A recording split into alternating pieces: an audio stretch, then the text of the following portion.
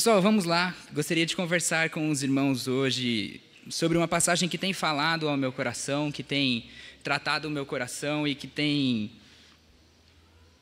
feito grande diferença na minha vida. Cadê aqui?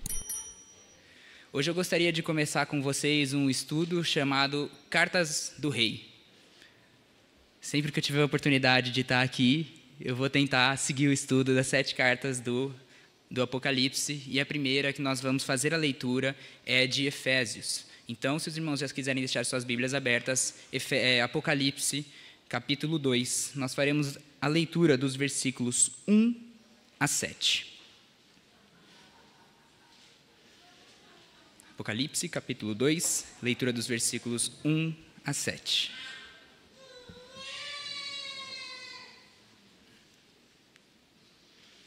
Vamos lá, eu vou fazer a leitura aqui. Ao anjo da igreja em Éfeso escreve: Estas coisas diz aquele que conserva na mão direita as 7 estrelas e que anda no meio dos 7 candeeiros de ouro. Conheço as tuas obras, tanto o teu labor como a tua perseverança, e que não pôde suportar homens maus, e que puseste à prova os que a si mesmos se declaram apóstolos e não são, e os achastes mentirosos. E tens perseverança e suportastes provas por causa do meu nome, e não te deixastes esmorecer. Tenho, porém, contra ti que abandonaste o teu primeiro amor. Lembra-te, pois, de onde caíste, arrepende-te e volta à prática das primeiras obras, e se não, venho a ti e moverei do seu lugar o teu candeeiro, caso não te arrependas. Tens, contudo, a teu favor que odeia as obras dos nicolaítas, as quais eu também odeio. Quem tem ouvidos, ouça o que o Espírito diz às igrejas. Ao vencedor dar-lhe-ei que se alimente da árvore da vida que se encontra no paraíso de Deus. Vamos orar, meus irmãos? Senhor Deus, a tua palavra foi lida e nós te agradecemos, Senhor. Te agradecemos por esse culto, te agradecemos pela tua misericórdia que se renovou por mais uma manhã, meu Deus. E neste momento nós te pedimos, Pai, que os nossos corações possam estar voltados somente à tua palavra, Senhor. Que não seja o teu servo falando, mas sim o Senhor, meu Deus. E que o Senhor possa falar aos nossos corações o que o Senhor deseja. Em nome de Jesus, amém. Pessoal, imaginem um funcionário que trabalha há 15 anos na mesma empresa. Ele sempre chega no horário, cumpre todas as suas tarefas, conhece cada procedimento de cor, nunca falhou, nunca faltou, segue à risca todo o manual da empresa. Um empregado perfeito, eu diria. Seus colegas o admiram, o chefe elogia ele, ele até ganhou alguns prêmios de funcionário do mês. O que um dia foi um sonho para ele, agora é um problema. Esse funcionário, esse empregado, perdeu a paixão pelo que tem feito. Perdeu a paixão pelo que tem trabalhado. O que era motivação virou agora uma obrigação. Ele executa tudo perfeitamente, sem errar nada, seguindo o manual como foi ensinado para ele. Mas o seu coração já não está mais ali. Ele trabalha porque precisa, não porque ama.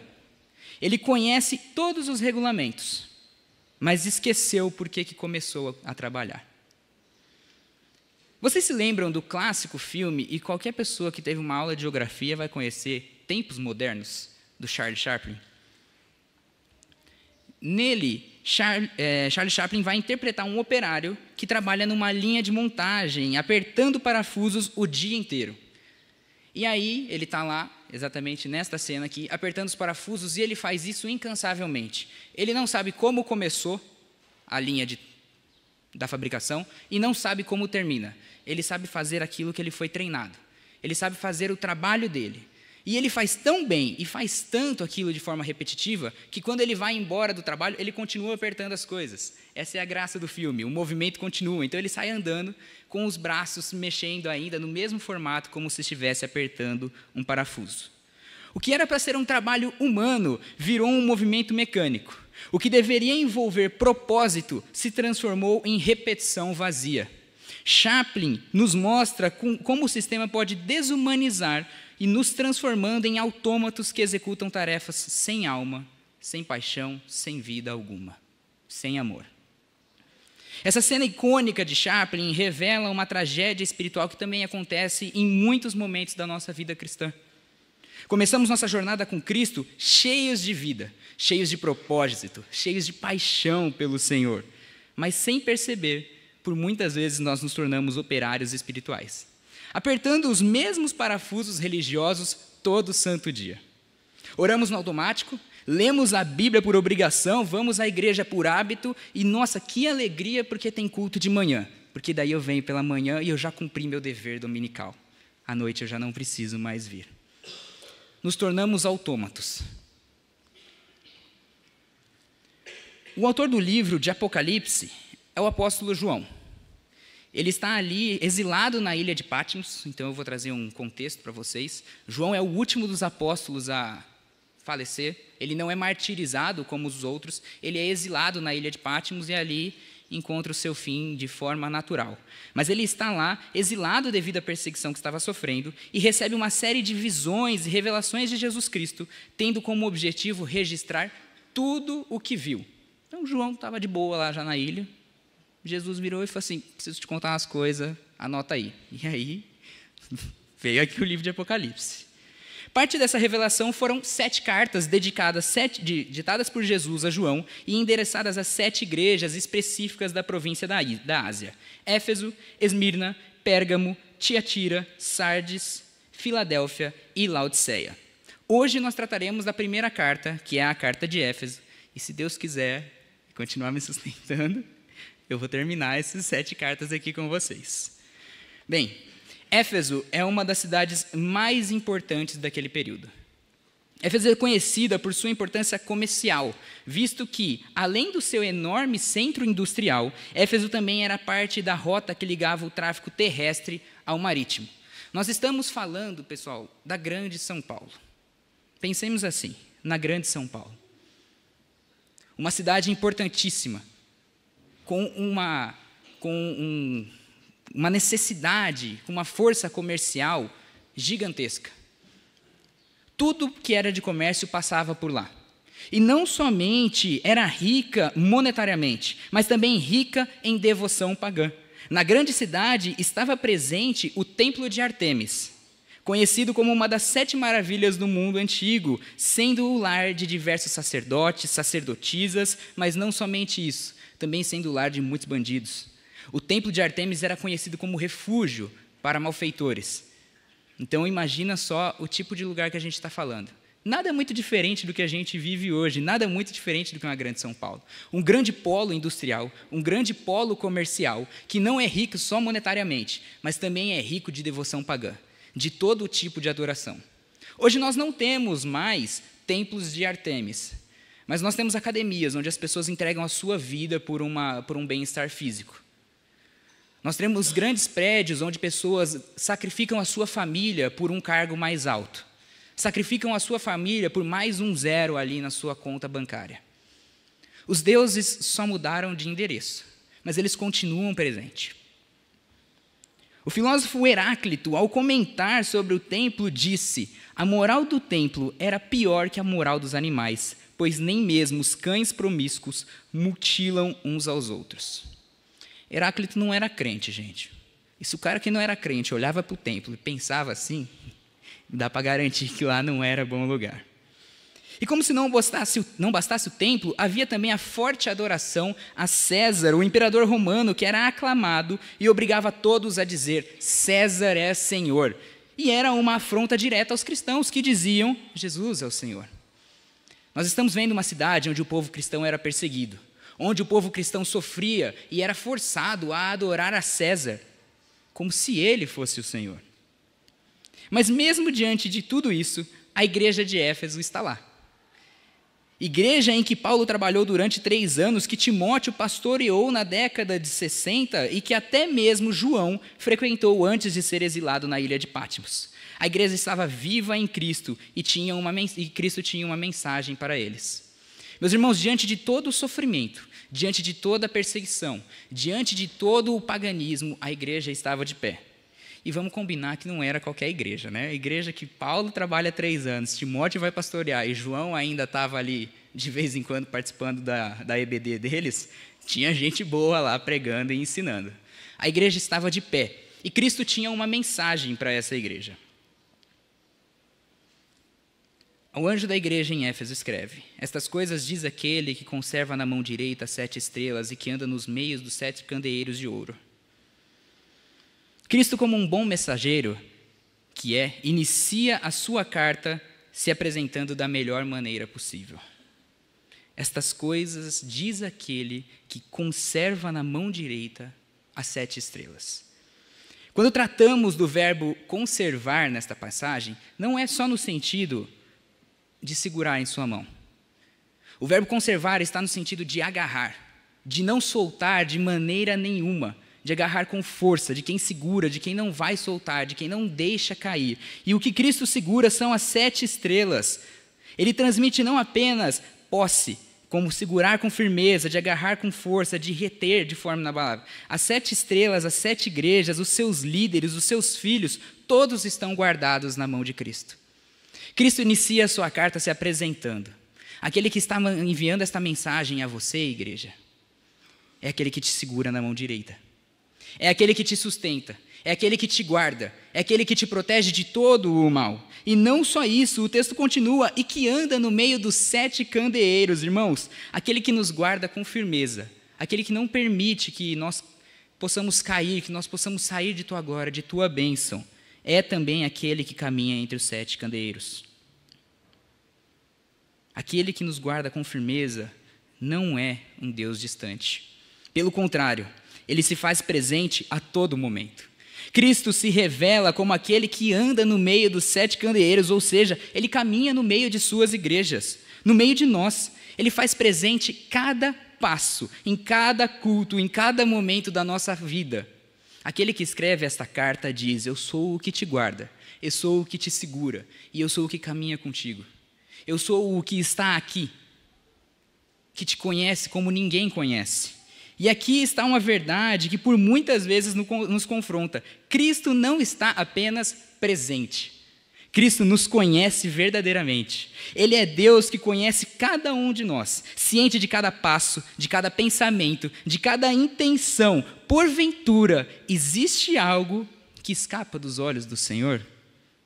E a resposta nós encontramos em Hebreus 4:13, e não há criatura que não seja manifesta na sua presença. Pelo contrário, todas as coisas estão descobertas e expostas aos olhos daquele a quem temos de prestar conta. Pensem comigo, meus irmãos. Quantas coisas nós fazemos no dia a dia e nos esquecemos dessa presença constante? Quantas vezes nós erramos? Quantas vezes nós murmuramos, nos desviamos ou agimos como se ninguém estivesse vendo? Quantos cultos nós não vivenciamos no automático, como se ele estivesse ausente, quando na verdade ele se faz presente a todo e qualquer momento? Quantas vezes nós nos esquecemos dessa presença durante a nossa semana? No domingo a gente lembra na hora. Não. Aí acabou o culto, saímos de lá, fomos para o pós comer uma pizza ali no Bela Vista, padrão já, e aí depois a semana começa, e aí parece que a presença se afasta. Quantas vezes nos esquecemos dessa presença? Cristo está aqui. Agora. Ele estava quando a semana começou, Ele estará quando ela terminar, Ele esteve em cada alegria, em cada dor, está ciente de cada passo, está ciente de cada fala, de cada silêncio. Cristo é o Deus que anda no meio dos candeeiros. É o Deus que nos conhece verdadeiramente, que nos segura, que nos protege, que caminha conosco. Aquele que escreve esta carta nos conhece melhor do que ninguém. E aí ele continua com elogios agora: conheço as tuas obras, tanto o teu labor como a tua perseverança, e que não podes suportar homens maus, e que puseste à prova os que a si mesmos se declaram apóstolos e não são, os achastes mentirosos. Cristo inicia aqui uma série de elogios à igreja. E que coisa boa, né? Eu fico imaginando ser elogiado pelo próprio Senhor, receber um elogio direto ali dele. Conheço as tuas obras, conheço o teu labor, conheço a tua perseverança, conheço, igreja, o que você tem feito. Cristo reconhece o trabalho da igreja de Éfeso, reconhece como uma igreja que tem trabalhado arduamente, tanto fisicamente quanto mentalmente, deixando claro que uma boa igreja trabalha e não trabalha pouco. Primeira coisa que Cristo vem nos ensinar aqui é: a igreja, eu reconheço todo o trabalho que vocês têm feito e eu me alegro com isso. Uma boa igreja para o Senhor é uma igreja que trabalha verdadeiramente, que se esforça, que trabalha tanto fisicamente quanto mentalmente, que persevera. Cristo vem trazendo elogios a essa igreja, e a primeira pergunta que eu faço é: e se fosse para nós? Quais seriam os elogios que nós iríamos receber? Se Cristo fosse enviar uma carta diretamente a você, qual seria o elogio? A igreja aqui tem sido elogiada pelo trabalho. Se Cristo fosse enviar uma carta para a segunda igreja presbiteriana de Jundiaí, qual seria o elogio que ela receberia? Vocês têm trabalhado? Vocês têm perseverado? Do que será que Cristo falaria aos nossos corações? Cristo está reconhecendo o trabalho. O Cristo que anda no meio dos 7 candeeiros nos garante: eu conheço as tuas obras. Ele reforça que conhece profundamente o labor. Ele reforça que conhece profundamente o esforço e a dedicação daquela igreja. Ele está ali, ele está presente, ele está aqui, ele está presente, está assistindo cada serviço, está assistindo cada sacrifício, está assistindo cada gota de suor derramada pelo seu nome.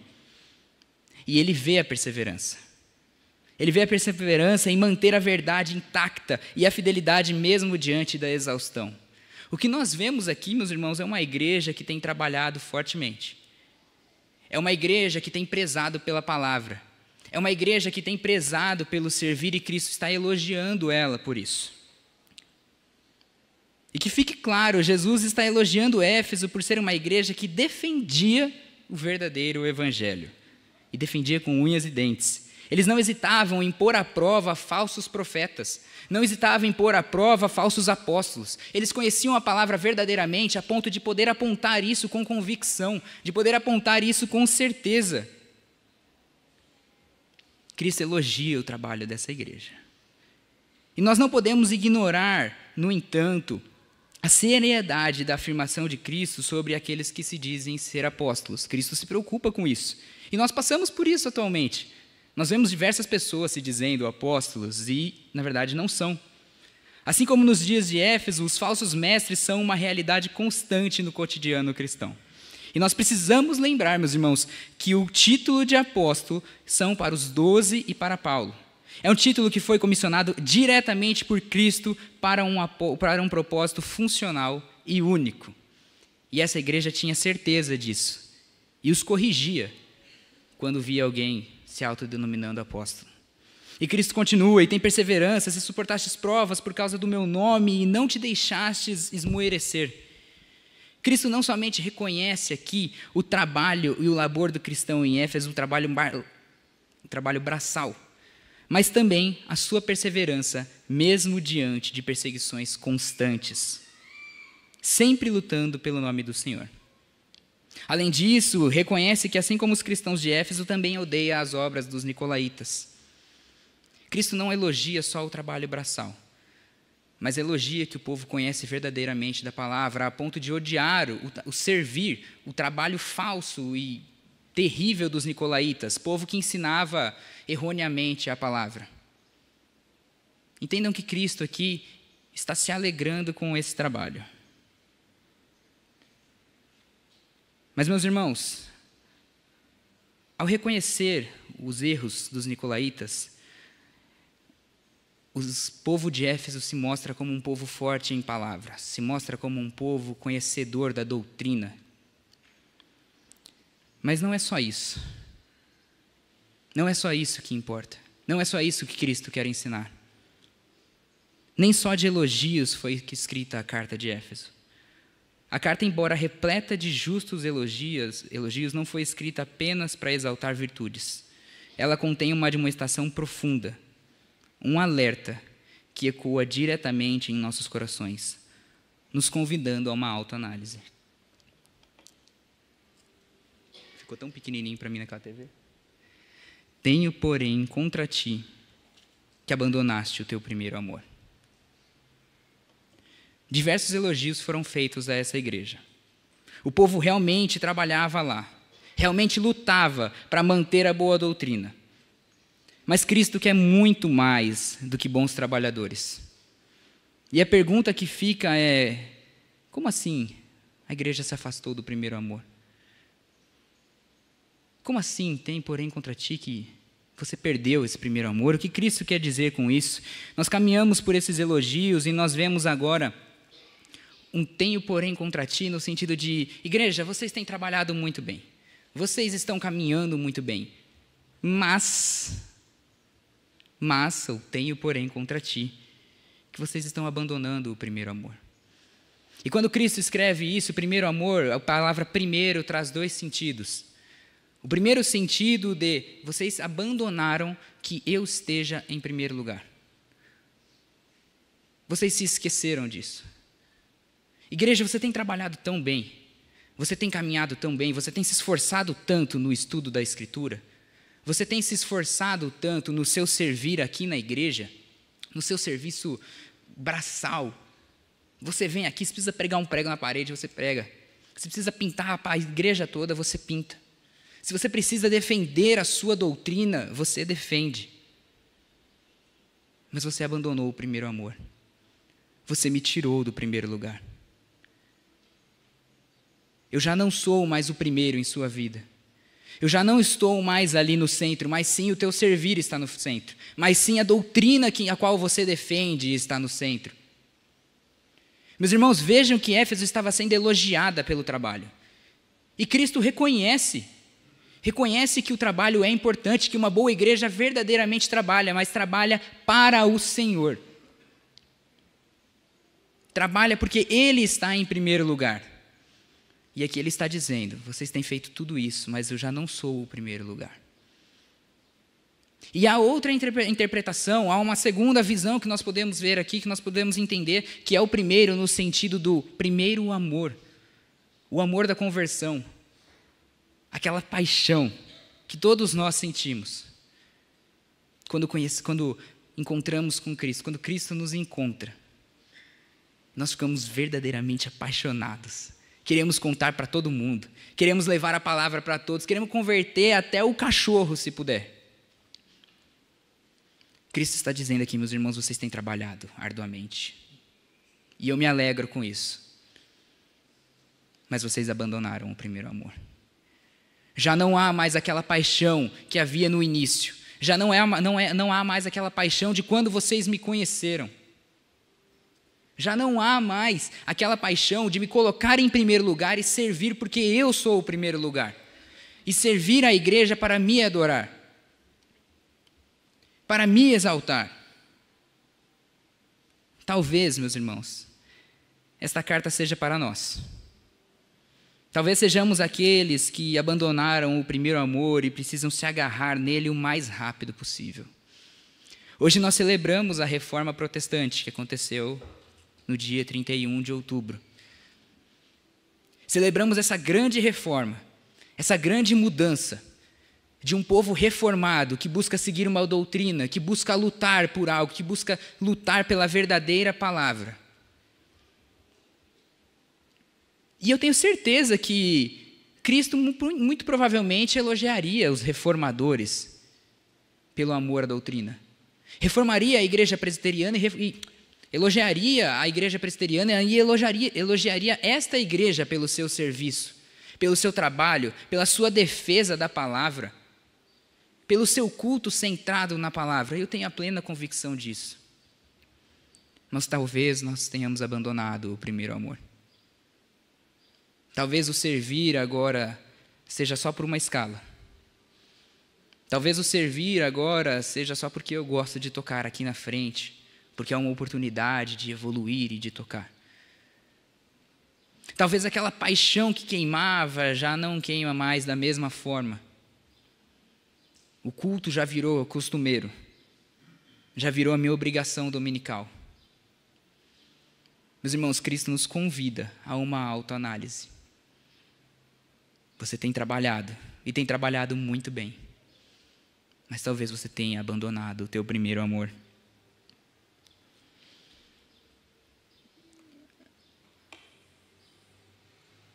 Enquanto eu estava fazendo o meu estudo desta palavra, Sofri muito para fazer, foi muito difícil. Porque Cristo falou no meu coração e umas 3 vezes eu desisti, porque estava doendo para escrever. E aí, enquanto eu estava fazendo, no mesmo dia, eu recebi uma mensagem no grupo da UMP. Pô, lembra daquele dia? E aí veio essa foto nossa aqui. O Pimenta estava me tirando do sério, a gente estava trabalhando numa campa, e aí depois começou ali no grupo, putz, foi muito legal, nossa, foi uma bênção, nossa, foi muito gostoso. Aí já enviaram outra foto, deixa eu ver se vai pegar o vídeo. Tá sem áudio, mas não tem problema. O que estava acontecendo aqui era um Adote UMP, e os jovens cantando, se divertindo. Eles estavam cantando Solta o Cabo da Nau aqui, a pedido do Cholas. Importante contar aí. Coisa mais bonita. Veio essa foto. Quando depois de um dia muito cansativo, que a gente estava preparando o Acampa Kids, pela primeira vez, depois de um jejum que todos os jovens estavam fazendo juntos, quando a criançada já estava quase dormindo e já estava mais tranquila, nós pudemos nos sentar para comer essa pizza. Essas fotos começaram a aparecer ali, começaram a mandar essas mensagens. E aí, enquanto isso acontecia, eu olhava e eu pensava, Senhor, quando é que foi que ficou difícil?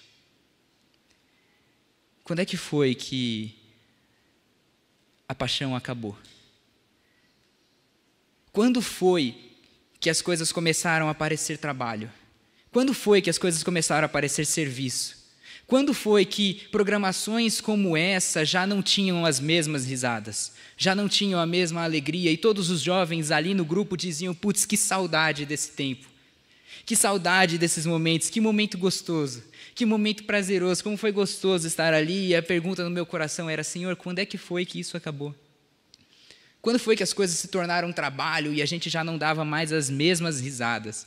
E a gente já não jejuava mais para uma programação das crianças? E a gente já não se juntava para orar, para poder, junto como jovens, crescer? Deus, quando é que foi que eu abandonei o primeiro amor? Quando foi que o meu serviço na junta diaconal se tornou só uma escala? Quando foi que o meu louvor aqui em cima se tornou só uma escala? Quando foi que a paixão, a verdadeira paixão de quem te conheceu, diminuiu? Ixi, ficou branco, peço perdão, pessoal. Cristo continua. Aquele que nos guarda em sua mão direita, que caminha conosco, que conhece as nossas vidas como ninguém, não traz somente elogios e admoestações nesta carta. Cristo nos traz também, meus irmãos, a esperança.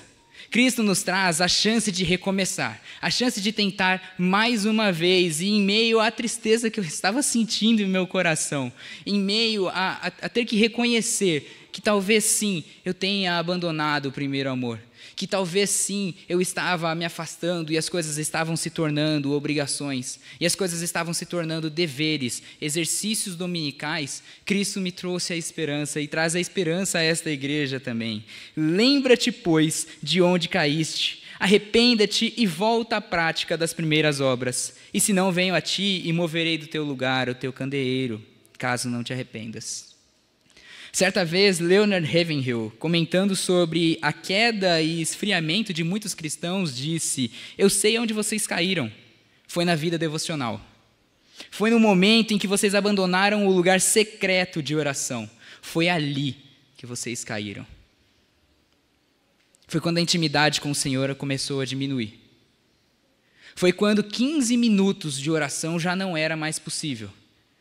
Mas 2 horas no Instagram é facinho. Foi ali que vocês caíram.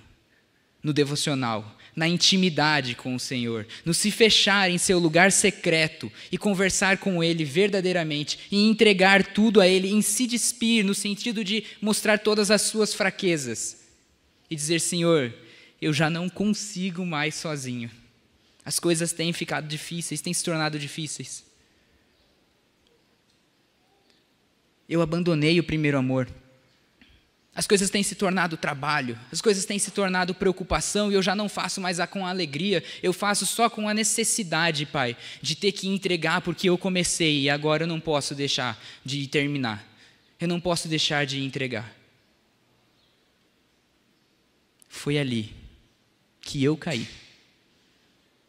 Foi nesse momento em que o Senhor já não era mais o primeiro lugar. Em que o Senhor já não era mais o centro da minha vida, mas sim as minhas obrigações dominicais. Mas, meus irmãos, Cristo traz a esperança e Ele nos ensina, se isso tem acontecido, se você tem sofrido, se você tem passado por essa dificuldade, se lembre de onde você caiu. Pare, faça uma autoanálise, reconheça aonde foi que as coisas deixaram de dar certo, onde que as coisas pararam. E daí, então, se arrependa verdadeiramente, com a certeza de que o pecado te afastou, com a certeza de que você caiu e de que você precisa da graça do Senhor para te purificar e para te fazer voltar a trabalhar. E quando você se arrepender, volte a trabalhar. Não espere que um raio caia na sua cabeça, não espere uma mudança de ambiente para que isso aconteça. Reconheça onde você caiu, se arrependa verdadeiramente e volte a trabalho. Volte à prática das boas obras, volte à prática das primeiras obras, aquelas obras em que você amava Cristo verdadeiramente, aquelas obras que você olhava para o Senhor com alegria e dizia: meu Deus, eu faço isso porque eu te amo, eu faço isso porque eu quero adorar ao Senhor. Cristo nos dá esperança e nos dá mais uma chance para nos lembrarmos, nos arrependermos e voltarmos ao trabalho. E Cristo diz: se isso não acontecer, eu removerei o candeeiro de ti. No sentido de que candeeiro é uma iluminação, é algo que ilumina. E o que Cristo está querendo dizer aqui é como um pai preocupado dizendo: filho, eu sou a tua luz, eu sou o teu candeeiro. Se você não está comigo, as coisas podem parecer certas, as coisas podem parecer estar caminhando, mas você não vai enxergar lá na frente, porque a tua luz já não está mais iluminando. Você pode estar enxergando agora, mas se você continuar trabalhando assim, você vai se afastar de mim. Cristo, como um pai preocupado, diz: filho, eu preciso que você esteja próximo, para que a gente possa caminhar junto, para que eu possa iluminar o teu caminho, e para que você não caia. Meus irmãos, Éfeso precisava desse candeeiro. Éfeso foi alertado. E hoje o que conhecemos de Éfeso é só história. Éfeso muito provavelmente recebeu essa carta. E Éfeso não continuou o trabalho. E o candeeiro foi retirado. No sentido de que, se nós não trabalhamos, se nós não confiamos verdadeiramente no Senhor, aquele que ilumina o nosso caminho, desaparece, porque nos afastamos dele. E aí, eu não sei se vocês já fizeram isso, e eu não aconselho ninguém a fazer, mas eu já fiz, porque jovem faz dessas. Está na pista sozinho, e aí de graça fala: vou apagar todas as luzes do carro e ver até onde eu consigo ir, sem bater. Todo mundo já... Ninguém tentou não? Só eu? Acontece, é divertido, você dá uma sensação aí de adrenalina. O que acontece quando nos afastamos do Senhor é isso: todas as luzes se apagam. A gente já não enxerga mais o caminho, a gente já não sabe mais quando vai ter a curva. E o que Cristo nos convida é nos lembrarmos onde caímos, nos arrependermos, voltarmos ao seu caminho, estar ao lado do candeeiro que está iluminando o nosso caminho. E as coisas vão dar certo. Quem tem ouvidos, ouça o que o Espírito diz à igreja. Meus irmãos, aqueles que têm ouvido, ouçam o que o Espírito diz à igreja. Ouça o que o Espírito tem nos ensinado. Ouça o que o Espírito tem nos alertado. E ao vencedor, àquele que escutar, aquele que reconhecer, aquele que se lembrar de onde caiu, aquele que se arrepender e praticar as boas obras, dar-lhe-ei que se alimente da árvore da vida que se encontra no paraíso de Deus.